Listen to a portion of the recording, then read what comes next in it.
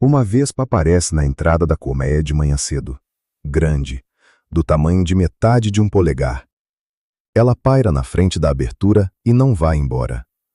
Alguns segundos depois, aparece uma segunda, depois uma terceira. Dentro da colmeia, algo muda. As abelhas perto da entrada começam a se mover de forma diferente, mais juntas, mais rápidas. As que estavam do lado de fora voltam para dentro. E então acontece algo que a maioria das pessoas nunca soube. Um cheiro surge na entrada. Não de mel. Outro. Um cheiro estranho, cortante, que as abelhas colocaram ali de propósito, antes do amanhecer. As vespas param. Isso não é instinto no sentido que costumamos usar essa palavra. É uma decisão. Tomada por uma colônia que não tem chefe. Executada por criaturas que pesam 1/10 de grama cada uma. Mas sobre isso, daqui a pouco. Porque primeiro preciso dizer uma coisa importante. A abelha que você está imaginando agora mesmo, provavelmente não é a abelha certa. E isso não é um detalhe menor. Isso muda tudo o que vem a seguir. Hoje quero contar sobre duas abelhas. Não sobre duas espécies, sobre dois mundos completamente diferentes que existem lado a lado, quase sem se cruzar. O primeiro mundo é o que você conhece. Colmeias, mel, zumbido. O segundo mundo é o que quase ninguém menciona, mesmo sendo ele que carrega a maior parte do trabalho. E em algum momento esses dois mundos esbarraram na mesma ameaça. No meio dessa história vou chegar a um dado que o jornal Science publicou em 2023.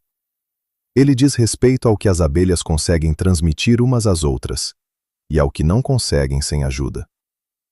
Acho que vai mudar a forma como você enxerga a fronteira entre o animal e o humano. Vamos começar pelo mundo que parece familiar. A primeira coisa que precisa ser quebrada é a palavra rainha. Em inglês disse queen, rainha. Não é coincidência. É uma metáfora que grudou na língua, migrou para desenhos animados, livros didáticos, artigos de divulgação. E ela está completamente errada. A rainha não comanda. A rainha põe ovos. Na temporada de pico, até 2.000 ovos por dia. É um feito fisiológico extraordinário, não vou negar, mas não é gestão. As decisões sobre a temperatura dentro da colmeia, sobre a distribuição de tarefas, sobre quem alimentar e quando enxamear, tudo isso é tomado sem a rainha. Mais do que isso. Se a colônia decide que a rainha não está mais dando conta, as abelhas operárias a cercam, aumentam a temperatura ao redor dela até um nível letal e a matam. A colônia escolhe a rainha, não o contrário. A diferença entre a rainha e uma abelha operária não é genética. Do mesmo ovo pode nascer uma ou outra. Tudo depende da alimentação. As larvas destinadas à rainha são alimentadas com geleia real sem parar. As demais recebem geleia real apenas nos primeiros 3 dias. Depois, passam para uma mistura de pólen e néctar. Uma única diferença na dieta. E em vez de uma operária, nasce uma rainha. E a própria geleia real não é produzida pela rainha nem por nenhuma abelha especial. Ela é secretada pelas abelhas operárias jovens, pelas glândulas da cabeça. A rainha só consome, todo dia, até o fim da vida, o que pode durar até 8 anos. Outro mito que resiste bem. A abelha operária desempenha uma única função durante toda a vida. Não. Ela passa por várias funções conforme vai envelhecendo. As primeiras 3 semanas, trabalho interno, limpeza, alimentação das larvas, construção dos favos, guarda da entrada. Só nas últimas 2 ou 3 semanas de uma vida curta, ela vai buscar néctar lá fora.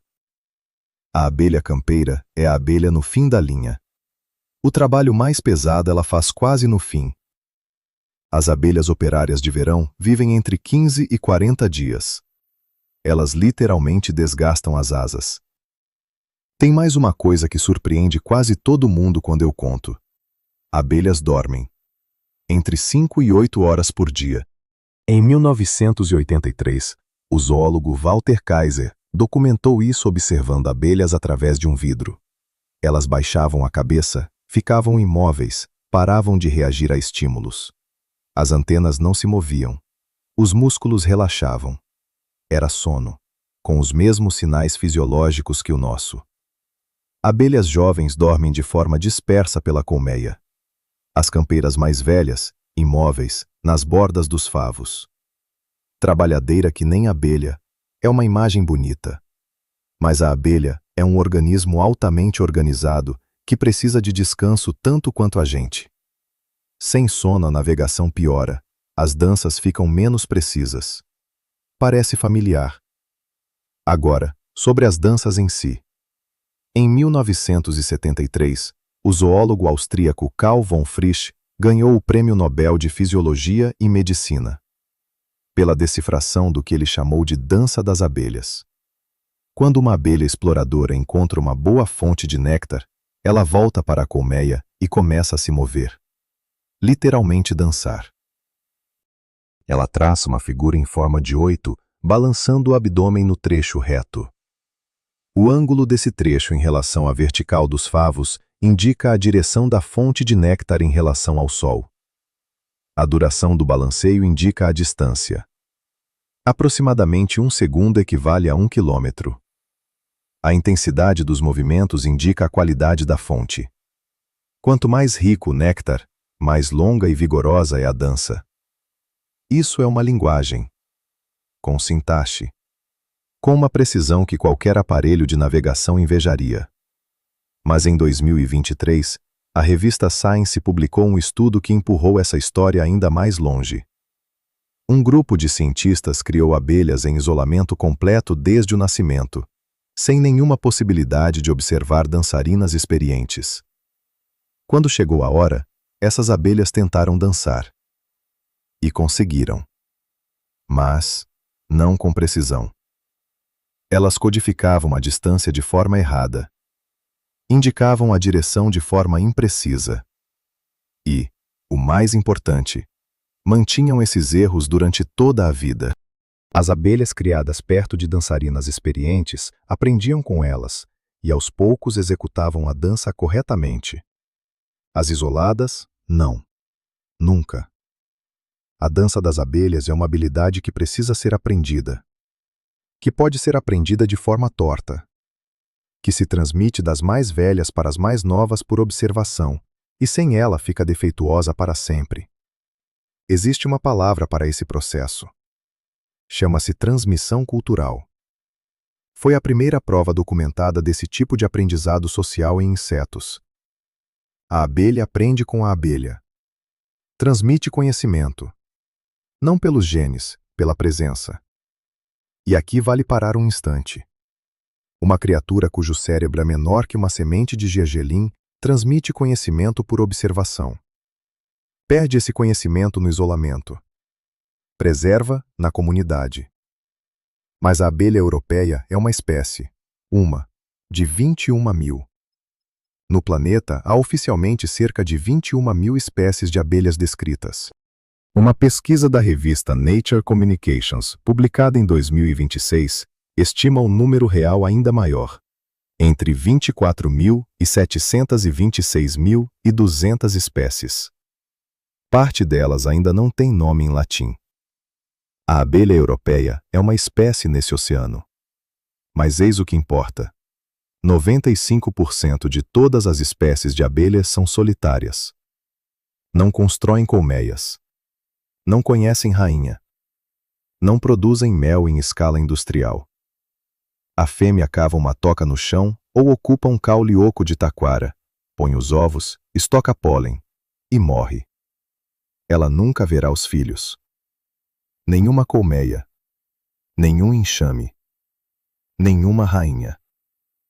O que chamamos de abelha, colmeia, mel, dança, é o modo de vida de uma minoria minúscula. Cerca de 5% de toda a diversidade. A gente conhece a exceção e acha que é a regra. As abelhas carpinteiras perfuram madeira com as próprias mandíbulas, escavando túneis de até 30 centímetros de profundidade. As abelhas cortadeiras Recortam círculos precisos de folhas e os enrolam em cápsulas para os ovos com uma exatidão que parece régua e compasso. Abelhas noturnas voam exclusivamente no escuro. Têm olhos facetados maiores, adaptados à luz da lua. E as abelhas cuco não constroem ninhos próprios. Encontram ninhos de outras espécies, depositam ali seus ovos às escondidas e vão embora. Suas larvas matam as larvas hospedeiras e consomem nos estoques alheios. E tem mais, as abelhas abutre. As Vulturinae, da América Central. Em vez de néctar, elas coletam proteína de carne em decomposição. Tem bactérias especiais no intestino, as mesmas dos urubus, que permitem digerir carniça. Abelhas que se alimentam de matéria podre. Isso existe. Todas elas, abelhas. Agora sobre a eficiência. Uma abelha solitária, por indivíduo, poliniza 2 a 3 vezes mais intensamente do que a abelha europeia. Ela trabalha em temperaturas nas quais a outra não levanta voo. Ela poliniza plantas silvestres que a outra ignora. Sem as abelhas solitárias, muitos ecossistemas simplesmente não funcionariam como funcionam. As abelhas evoluíram a partir de vespas apoides carnívoras. Em algum momento, um ramo da árvore evolutiva trocou a caça por proteína animal pela coleta de pólen. A carne cedeu lugar à flor. Não foi só uma troca de cardápio. Foi um papel ecológico inteiramente novo. E ele transformou o rosto da terra emersa. As plantas com flores e as abelhas coevoluíram juntas, cada uma empurrando a outra. As plantas competiam por polinizadores. As abelhas ficavam mais precisas. Essa parceria é uma das mais longas da história da vida no planeta. A origem primária das abelhas é o supercontinente Gondwana, o que hoje é a África e a América do Sul. Dali elas se espalharam por todo lugar. Desertos, florestas tropicais, tundra ártica, montanhas a vários milhares de metros de altitude. Estão em todos os continentes, exceto na Antártica. As abelhas surgiram na Terra há cerca de 100 milhões de anos. Conviveram com os dinossauros por pelo menos 35 milhões de anos. Quando os tiranossauros desapareceram, as abelhas continuavam zumbindo. Quando surgiram os primeiros primatas, continuavam. Quando as pirâmides foram construídas, continuavam. O Homo sapiens existe há cerca de 300 mil anos. As abelhas, 300 vezes mais. E agora? Sobre o que está acontecendo com esses dois mundos bem agora? Escreve nos comentários um número. Quantas espécies de abelha você conhecia até esse momento? Só o número. Tenho curiosidade real. Desde 2006, nos Estados Unidos e no mundo inteiro, registra-se o que foi chamado de colapso de colônias. Colony Collapse Disorder. As abelhas somem da colmeia. Não morrem dentro. Vão embora e não voltam. Não deixam rastro. De manhã, o apicultor abre a colmeia e vê favos vazios, um pouco de mel intacto, uma rainha desamparada e um punhado de abelhas ao redor dela. O resto, dezenas de milhares, desapareceu. De 2006 a 2024, nos EUA, perde-se entre 30% e 40% das colônias gerenciadas a cada ano.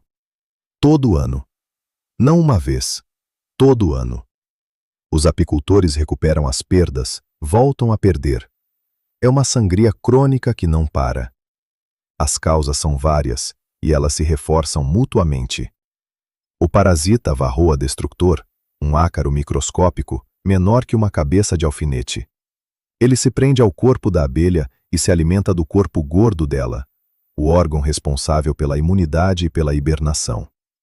Ao mesmo tempo, transmite vírus, incluindo o vírus da asa deformada. A larva nasce com asas retorcidas e inviáveis. O ácaro é combatido, química e biologicamente, mas ele se adapta. Os pesticidas, especialmente os neonicotinoides, eles não matam as abelhas de imediato. Eles perturbam a navegação. A abelha vai buscar néctar e não consegue encontrar o caminho de volta. Prejudicam a memória e a aprendizagem. As danças ficam menos precisas, a coleta menos eficiente, enfraquecem o sistema imunológico. Nenhum desses fatores, isolado, é uma catástrofe. Todos juntos, uma sinergia destrutiva. A monocultura agrícola. Enormes plantações de uma única cultura oferecem alimento abundante por algumas semanas. Depois, nada. As abelhas precisam de variedade de pólen ao longo de toda a temporada. Uma espécie de planta não substitui uma dieta completa. 3 semanas de um único prato, depois, fome. E agora o que quase sempre se perde nessa conversa. A abelha europeia, Apis mellifera, como espécie biológica, não está em risco de extinção. Ela é criada, é monitorada. As perdas são repostas. Quem está em risco são centenas de espécies de abelhas silvestres solitárias e mamangavas que não têm nenhuma indústria por trás, que não recebem quase atenção, financiamento ou proteção. Mais de 700 espécies de abelhas só na América do Norte estão ameaçadas. A mamangava ferrugem, Bombus affinis, entrou na lista federal americana de espécies em extinção em 2017. Muitas espécies europeias de abelhas silvestres diminuíram dezenas de % nas últimas décadas. Lembra da solitária que poliniza 2 a 3 vezes mais por indivíduo do que a abelha europeia? É exatamente ela que está desaparecendo. E aqui, o dado que prometi no começo. Cientistas da Universidade Cornell mostraram: abelhas conseguem contar até 4. Não só distinguir muito de pouco, contar de verdade. 1, 2, 3, 4. E entender o conceito de zero. Zero como ausência, como número menor que 1. É uma categoria abstrata. Muitas crianças só conseguem lidar com ela aos 6 ou 7 anos. A abelha consegue, com um cérebro menor que uma semente de gergelim. É exatamente esse cérebro que estamos perdendo sem dar atenção. Algumas coisas que não couberam no meio do caminho. Uma abelha operária produz ao longo de toda a vida cerca de 1/12 de uma colher de chá de mel. 1/12. Para encher um pote padrão de 500 gramas, é preciso o trabalho de várias centenas de abelhas ao longo de toda a vida curta delas. Para produzir 1 quilo de mel, as abelhas precisam visitar entre 2 e 5 milhões de flores. Existem mais de 300 variedades de mel, diferem em cor, aroma e sabor, dependendo de quais plantas forneceram o néctar. Mel de laranjeira, de eucalipto, de silvestre. Cada um feito pela mesma tecnologia, mas único na composição química. Sobre mel e vômito. É uma simplificação comum. O néctar é processado no papo melário, um órgão especial separado do estômago digestivo por uma válvula. O néctar não entra lá. As enzimas são adicionadas por glândulas específicas, não pelo trato digestivo. Biologicamente, não é vômito. O veneno das abelhas, apitoxina, está sendo estudado hoje como possível tratamento para a doença de Parkinson e para a artrite reumatoide. Os resultados ainda são preliminares, mas a direção é séria. Os receptores olfativos nas antenas da abelha captam moléculas em concentrações que aparelhos químicos detectam com dificuldade. Alguns programas na Europa e nos Estados Unidos pesquisam o uso de abelhas como detectores vivos de explosivos em aeroportos. Se uma abelha te ferrou, não esprema o ferrão com os dedos. O ferrão da abelha vem com uma glândula de veneno que continua injetando por alguns minutos depois de separado do corpo. Espremer acelera a injeção. O correto é raspar com a unha ou com a borda de um cartão, rápido. Na caverna espanhola Cueva de la Aranha, há uma pintura rupestre de uma pessoa coletando mel. Tem cerca de 8 a 10 mil anos. A apicultura no Egito é praticada há pelo menos 4.500 anos. Imagens hieroglíficas de colmeias datam do Antigo Império. A abelha era símbolo do poder dos faraós do Baixo Egito. As abelhas europeias não existiam na América do Norte antes da chegada dos europeus. Foram trazidas por volta de 1622. Os povos originários as chamavam de moscas dos homens brancos. Hoje, a agricultura americana sem elas é impensável. Em 1851, o apicultor americano Lorenzo Langstroth desenvolveu a colmeia com molduras removíveis, onde os favos ficavam em quadros separados. Antes disso, o mel era extraído destruindo toda a colônia. Uma única solução de design mudou toda a apicultura. Você já viu uma abelha solitária trabalhando? Não perto de uma colmeia, mas no chão, ou dentro de um caule oco, ou numa furinha em uma tábua de madeira? Escreve nos comentários. A maioria das pessoas nunca percebeu, mesmo que esse tipo de abelha provavelmente morre a poucos metros da sua janela. A vespa volta à entrada da colmeia, a mesma do começo. Mas agora a gente sabe o que está acontecendo dos dois lados dessa cena. Lá fora, uma criatura que caça. Lá dentro, uma colônia sem chefe, que tomou uma decisão coletiva antes do amanhecer, marcou a entrada com um sinal químico e está esperando. Ela não entra em pânico. Ela age. A abelha asiática, Apis cerana, usa fezes de animais como repelente contra vespas. Isso foi documentado e publicado. Abelha que usa ferramenta. Não é metáfora. E ao lado dessa colmeia, na terra, a 2 metros, cava uma galeria uma fêmea solitária. Ela não sabe nada sobre as vespas no vizinho. Ela está construindo uma cápsula para os ovos. Estocando pólen. Trabalhando sozinha. Morrerá sozinha, sem ver os filhos. As duas são abelhas. As duas polinizam flores. As duas sustentam partes de ecossistemas que não sabemos substituir. Uma delas recebe toda a atenção do mundo. A outra, quase nenhuma. O que muda se a gente começar a enxergar as duas? Não tenho a resposta exata, mas me parece que a própria pergunta já não é pequena.